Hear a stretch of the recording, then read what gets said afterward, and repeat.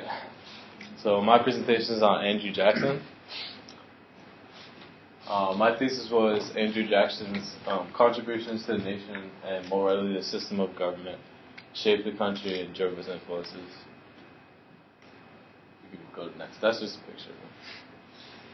Alright, so basically an overview of like his life. He was a supporter of states' rights, and he didn't really oppose federal rights, but he leaned more towards states' rights, and he was a supporter of slavery's expansion into the new Western territories, and his big opposition was to the Whig Party because he was, well, I'll talk about it more later, but he was the founder and the leader of the Democratic Party, and they opposed the Whig Party, and the biggest issue I guess they had between the two parties was on the Bank of America, and Jackson saw it as an institutionalized privilege, and that it was an enemy for the common people.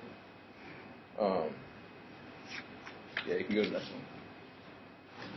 one. So he ran the election 1824, but he lost to John Quincy Adams, and he ran again in 1828, and he won that election, and he had a theory that he had lost the 1824 election due to John Quincy Adams' corrupt deal with Henry Clay. So he was nominated and then won in 1828, and then that's when he officially formed the Democratic Party, but ideas had formed before that, and that's when he started to lead it. And he was regarded as a hero because of before the election, for the reasons that he was elected, he was a big national hero for his work during the Civil War, and most importantly his overwhelming victory over the British at the Battle of New Orleans in 1815. And so that's when he got a lot of recognition from the country and his people.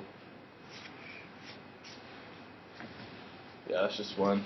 He was born March 15th, 1767, died June 8th, 1845. So he had a pretty long life compared to some people back then with healthcare and stuff like that. Born somewhere in the unmarked territory between North and South Carolina. It's just where. And then, alright, so the main point of the presentation is why his work is important today. And obviously, we have the Democratic Party that he founded, and that has obviously not been, it's been altered, but still is strong today. And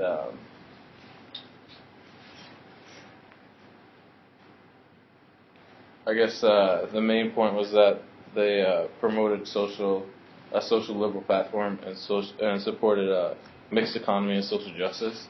So that's been their ideals since its founding, and it's kept on till today. And then more towards today's time with Obama. He's a Democratic president, and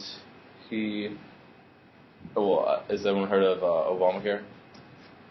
So yeah, that's a democratic idea that the people of the country should have health care, not necessarily based on their previous dispositions. And